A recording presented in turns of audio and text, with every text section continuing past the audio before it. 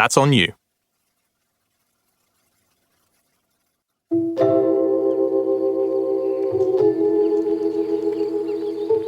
Introduction. Hello from the odder side.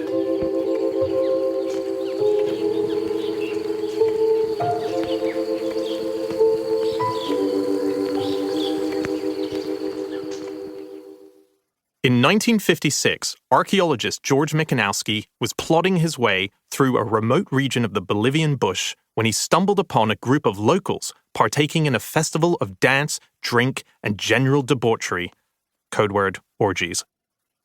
After making some inquiries, Michanowski learned that this was an annual event, and that every year, for thousands of years now, whole communities from hundreds of miles away would gather together to celebrate. Celebrate what? Asked the archaeologist. Can't remember, replied the Bolivians. Somewhere along the line, they'd all forgotten why they were actually doing this. However, not ones to let a minor administrative error like this get in their way, they continued to meet up once a year to make sure to commemorate whatever it is they were supposed to be commemorating. I first spotted this anthropological puzzle a few years back while flipping through a 1973 edition of Time magazine as I browsed a second-hand bookshop in London. It's a story I've thought a lot about since. Though it may sound trivial, for me the mystery of the dancing Bolivians perfectly illustrates something that's at the very heart of this book, which is that no matter where you look in this world, you can guarantee that something bizarre, improbable, and unexplained is going on. And more importantly, no matter how small that mystery may seem, there's most likely someone or something out there dedicating their time to solving it. Right now, as you listen to these words, there are scientists in Silicon Valley who are spending their days trying to work out if the universe is actually just a giant video game. There are ornithologists in Australia who are attempting to prove their theory that there's a species of bird singing pop songs from the 1920s in the wild. And in Poland, there's a ghost hunter who continues to warn us of his belief that ghosts have become so annoyed by the recent rise of skepticism about their existence that they're threatening to go on strike. If you're going to have that attitude, we're not going to bother haunting you anymore, appears to be the message. Everyone, it seems, has a theory they're trying to prove, be it about something as big as the meaning of life or as small as trying to work out why Australians speak the way they do.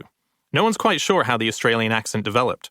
One theory has it that due to Australia's vast fly population, Aussies were forced to talk with their teeth gritted, otherwise they might end up with a mouthful of insects. Sorry for the accent. There's just so much we don't know. Why are we here? Do ghosts exist? Are we being visited by extraterrestrials? Are plants sentient? And why, when you're in the shower, does the shower curtain always billow in towards you? Interestingly, as it stands, there are 4 competing theories, the most recent of which comes from the scientist David Schmidt of the University of Massachusetts. He ran a simulation and had his computer spend 2 weeks crunching 1.5 trillion calculations in an attempt to prove his theory. As of writing, no theory has been accepted as conclusive, and the hunt for a grand unified theory of shower curtains continues. Interestingly, there is a theory that we have our best ideas while we're in the shower. So, it may be possible that the solution will come to someone mid-wash as the curtain slowly creeps in towards them. Anyway, we don't know the answer to any of these questions, but in this book, I'll be introducing you to some people who think they've more or less figured them out. Along the way, you're going to learn the word for thank you in plant language from a leading botanist.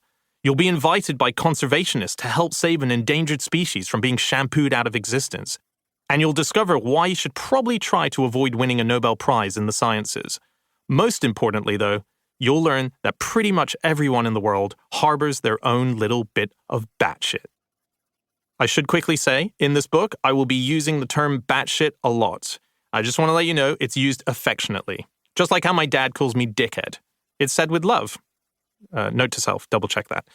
To be clear, all of my favorite people are a little bit batshit.